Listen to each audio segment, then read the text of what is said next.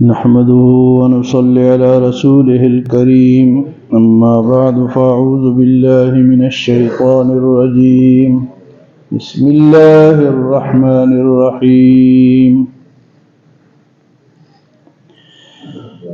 إن الذين قالوا ربنا الله ثم استقاموا تتنزل عليهم الملائكة ألا تخافوا ولا تحزنوا وأبشروا بالجنة التي كنتم توعدون نحن أولياؤكم في الحياة الدنيا وفي الآخرة ولكم فيها ما تشتهي أنفسكم ولكم فيها ما تدعون نزلا من غفور رحیم۔ گزشتہ درس میں ان لوگوں کا ذکر تھا جو قرآن کو سن نہیں سکتے تھے اور کہتے تھے کہ شور مچاؤ تاکہ قرآن کی آواز بند ہو جائے، والغوا فیہ تاکہ تم غالب ہو جاؤ۔ تو قرآن کا سننا جو ہے یہ واجب ہے، ضروری ہے۔ جہاں تلاوت ہو وہاں بات چیت کرنا، شور مچانا یہ منع ہے۔ حتیٰ کہ نماز میں بھی اگر تلاوت ہو تو اسی لیے فرماتا ہے وَإِذَا قُرِئَ الْقُرْآنُ فَانصِتُوا وَإِذَا قُرِئَ الْقُرْآنُ فَانصِتُوا، جب قرآن پڑھا جائے تو تم خاموش رہو، لعلکم ترحمون، تاکہ اللہ تم پر رحم کرے۔ گویا کہ قرآن جہاں بھی پڑھا جائے گا جو سنیں گے اللہ ان پہ رحم فرمائے گا۔ آج وہ تو کفار کا کام تھا جو کہ شور مچاتے تھے، قرآن نہیں سنتے تھے۔ آج وہ لوگ جو کہ اللہ والے ہیں، جنت والے ہیں، استقامت والے ہیں، ان کا ذکر ہے۔ ان الذین قالوا، بے شک وہ لوگ جنہوں نے کہا ربنا اللہ، ہمارا رب اللہ ہے، جنہوں نے کہا ہمارا رب اللہ ہے، ثم استقاموا، پھر اس پر جمے رہے، ڈٹے رہے۔ فرمایا کہ ایسے لوگ جو کہتے ہیں کہ ہمارا رب اللہ ہے پھر اس پر جم گئے، تتنزل علیہم الملائکۃ، ایسے لوگوں پر فرشتے آتے ہیں، نازل ہوتے ہیں اور انہیں کہتے ہیں کہ اللہ تخافوا، تم کوئی خوف نہ کرو، ولا تحزنوا، اور غم بھی نہ کرو، نہ خوف کرو نہ غم کرو، نہ آگے جانے کا خوف کرو نہ پیچھے جو رہ گیا اس کا غم کرو، غم نہ کرو تم۔ وَأَبْشِرُوا، اور انہیں بشارت دیتے ہیں، خوشخبری دیتے ہیں، بِالْجَنَّةِ الَّتِي كُنْتُمْ تُوعَدُونَ، اس جنت کا جس کا اللہ نے ہمارے ساتھ وعدہ کیا ہے، اس کی بشارت دیتے ہیں۔ کن لوگوں کو بشارت ہے جی؟ جو کہتے ہیں ہمارا رب اللہ ہے اور پھر اس پر جمے رہے، ڈٹ گئے۔ اب وہ ڈٹنا کیا ہے کہ بھئی عبادت مسلسل کرتے رہیں، جم کے کرتے رہیں، اللہ کے ساتھ کسی کو شریک نہ بنائیں، توحید پر قائم رہیں۔ یہ مشکل کام ہے نا، کئی لوگ شرک میں مبتلا ہو جاتے ہیں تو وہ تو ڈٹے نہیں نا، اب جمے نہیں رہے، ہٹ گئے نا۔ اسی طرح جتنے بھی کفار ہیں وہ توحید پر نہیں ہیں۔ اور پھر یہ ہے کہ اللہ کا نام لینے کے بعد مشکلات بھی آتی ہیں، پھر ان مشکلات کو فیس کرنا، یہ بھی جمنا ہے، ڈٹنا ہے۔ تو کئی لوگ مشکلات کو چھوڑ دیتے ہیں اور جناب کہتے جی ہم سے تو نہیں ہو سکتا۔ تو ایسے لوگوں کے لیے خوشخبری ان کے لیے جنہوں نے کہا ہمارا رب اللہ ہے اور پھر اس پر جمے رہے۔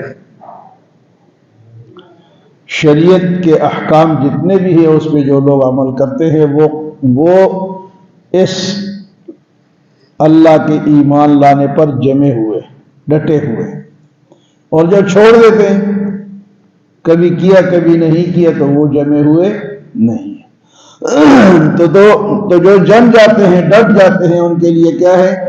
فرشتے آتے ہیں 3 مقامات پر فرشتے، جب یہ فوت ہونے لگتے ہیں فرشتے آ جاتے ہیں کہ کوئی غم نہ کرو، ہم تمہارے ساتھ۔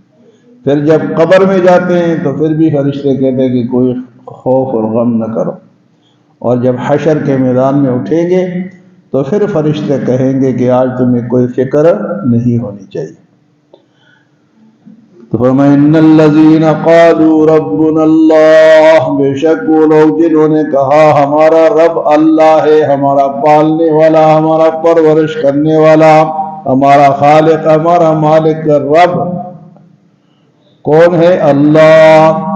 ان الذین قالوا ربنا اللہ ثم استقاموا، پھر اس پر جمے رہے، ڈٹے رہے، تتنزل علیہم الملائکۃ، فرشتے ان پر نازل ہوتے ہیں، اللہ تخافوا، انہیں کہتے کہ کوئی خوف نہ کرو، ولا تحزنوا، اور غم بھی نہ کرو، آگے جانے کا خوف نہیں، اور پیچھے رہ جانے والے دنیا کے پیچھے غم بھی نہ کرو، وَأَبْشِرُوا، اور انہیں خوشخبری سناتے ہیں، بالجنہ، اس جنت کا، التی کنتم توعدون، جس کا اللہ نے ان کے ساتھ وعدہ کیا۔ تو یہ فرشتے ان کو کیا کرتے ہیں؟ جو خوشخبری سناتے ہیں، ان کے لیے اور کیا اعلان ہوتا ہے؟ پھر فرشتے انہیں کہتے ہیں نحن اولیاؤکم فی الحیات الدنیا وفی الآخرہ، ہم تمہارے دوست رہیں گے دنیا کی زندگی میں بھی اور آخرت میں بھی۔ فرشتے انہیں تسلی دیتے کہ ہم تمہارے دوست ہیں، تم کوئی غم فکر نہ کرو، ہم تمہارے ساتھی، نحن اولیاؤکم فی الحیات الدنیا وفی الآخرہ۔ کتنی بڑی خوشخبری ہے، ہم تمہارے دوست ہیں۔ تو اس لیے اگر نیکی، حدیث مبارک میں ہے کہ نیکی کا ارادہ ہوتا ہے، نیکی کا دل کرتا ہے، تو یہ فرشتے انسان کے دل میں ڈالتے رہتے ہیں، تو اس پہ الحمدللہ کہنا چاہیے۔ اور اگر برائی کی طرف مائل ہے تو یہ شیطانی القاء ہے، اس سے اعوذ باللہ پڑھنا چاہیے۔ جب بھی برائی کی طرف ارادہ ہو، دل میں آئے، خیال آئے، تو کیا سمجھے؟ کس کے طرف سے؟ شیطان کے۔ اور اگر نیکی کا ارادہ ہو، نیکی کو دل کرے، تو یہ فرشتے اس کو القاء کرتے ہیں، وہ ساتھ دیتے ہیں، تسلی دیتے ہیں۔ یہاں قرآن کیا کہتا ہے؟ نحن اولیاؤکم، فرشتے انہیں کہتے ہیں کہ ہم تمہارے دوست ہیں، فی الحیات الدنیا، دنیا کی زندگی میں بھی، وفی الآخرت، اور آخرت میں بھی ہم تمہارے دوست رہیں گے۔ وَلَكُمْ فِيهَا مَا تَشْتَهِي أَنفُسُكُمْ، اور جنت میں جس چیز کی خواہش ہوگی وہ پوری ہو جائے۔ وَلَكُمْ فِيهَا مَا تَشْتَهِي، جو تم چاہو گے، وَلَكُمْ فِيهَا مَا تَشْتَهِي أَنفُسُكُمْ، تمہارے دل میں جس چیز کی تڑپ پیدا ہوگی جنت میں وہ پوری کی جائے گی۔ وَلَكُمْ فِيهَا مَا تَدَّعُونَ، اور یہ سب کچھ وہاں پر تمہارے لیے تیار کیا گیا ہے، تمہاری دعوت ہے۔ تو جنت کے بے شمار وہ کیا ہے جی؟ نعمتیں ہیں۔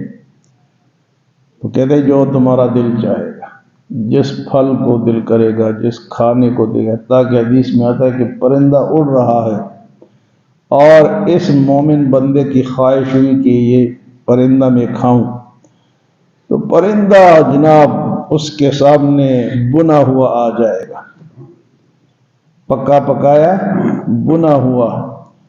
تو جناب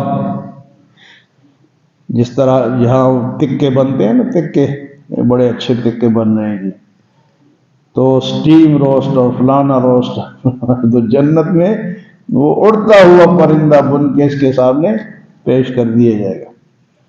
تو جنت میں جو بھی خواہش ہوگی وہ اللہ پاک پوری فرمائے، جو بھی انسان کی خواہش ہو۔ وہاں کوئی ایسی بات نہیں ہے کہ دنیا میں ہماری بے شمار خواہشیں ہیں لیکن کوئی پوری ہوتی ہے کوئی نہیں ہوتی، اور جو پوری ہوتی ہے اس کے بعد ایک اور خواہش پیدا ہوتی ہے، ایک اور ہوتی ہے، بس لگے رہتے ہیں۔ لیکن جنت میں ایسا معاملہ نہیں ہوگا۔ اللہ پاک فرماتے ہیں وَلَكُمْ فِيهَا مَا تَشْتَهِي أَنفُسُكُمْ۔ وہ ایک آدمی کہہ رہا تھا نا کہ کسی کے نسوار کو دل کر رہا ہوگا تو جنت میں اللہ وہ بھی دے دیں گے۔ ہاں جی، یعنی جو دل چاہے گا۔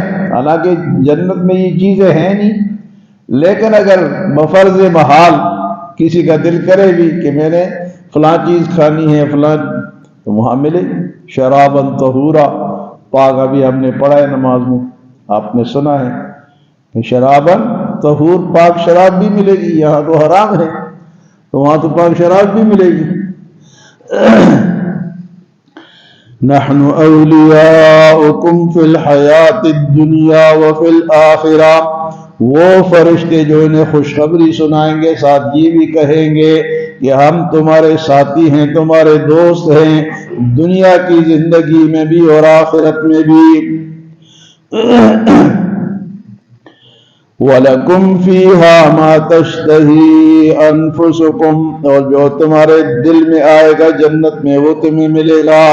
وَلَكُمْ فِيهَا مَا تَدَّعُونَ، اور یہ ہے دعوت تمہارے لیے اللہ پاک نے تیار فرمائی ہے، نُزُلًا مِّن غَفُورٍ رَّحِيمٍ، یہ مہمانی ہے غفور الرحیم کی طرف سے۔ بندے مہمان ہوں گے، اللہ میزبان ہوگا۔ نزلا من غفور الرحیم، کہتے ہیں کہ میں فلاں بندے کے پاس گیا، اس نے میری مہمانی کی، بڑا احترام کیا۔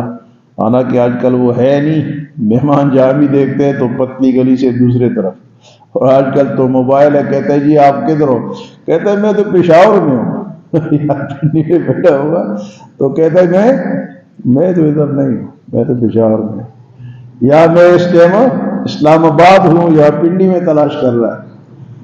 تو جھوٹ بولتے ہیں مہمان سے بچنے کے لیے، لیکن اللہ پاک فرمائے یہ تمہاری مہمانی ہے۔ تو بڑے آدمی کی مہمانی کو لوگ خوش ہوتے ہیں، وہاں پورا اعزاز و احترام اگر کسی کو مل جائے، پروٹوکول مل جائے، تو اللہ کے مہمان ہوں گے ہم۔ اللہ ہمیں نصیب فرمائے نزلا من غفور الرحیم، یہ مہمانی ہے غفور الرحیم کی طرف سے۔ تو اللہ کے مہمان ہوں گے، کتنی بڑی بات ہوگی۔ ایسا اللہ ہے، اس کو ناراض کر کے بیٹھے ہوئے ہیں، اور جناب کہتے ہیں کہ بس ہم ہیں، جو کچھ ہے وہ ہمارے پاس ہے۔ یہ اللہ کی مہمانی ہے، جو چاہیں گے وہ ملے گا، اور مرتے ہوئے بھی فرشتے خوشخبری سنائیں گے۔ کتنی بڑی بات ہے۔ ان الذین قالوا ربنا اللہ، بے شک جن لوگوں نے کہا کہ ہمارا پروردگار اللہ ہے، ثم استقاموا، پھر اس پر ڈٹے رہے، جمے رہے، ڈرے نہیں،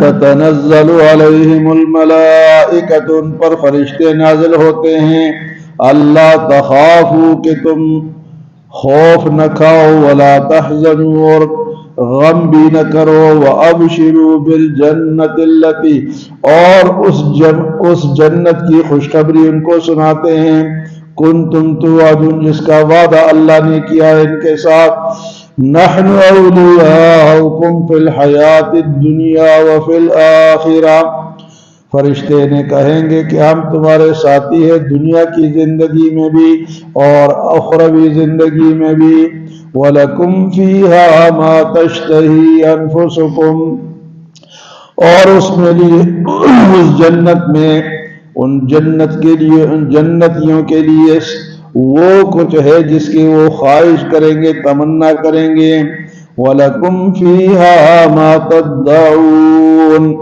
اور ہر قسم کی دعوت ان کے لیے ہوگی، نُزُلًا مِّن غَفُورٍ رَّحِيمٍ۔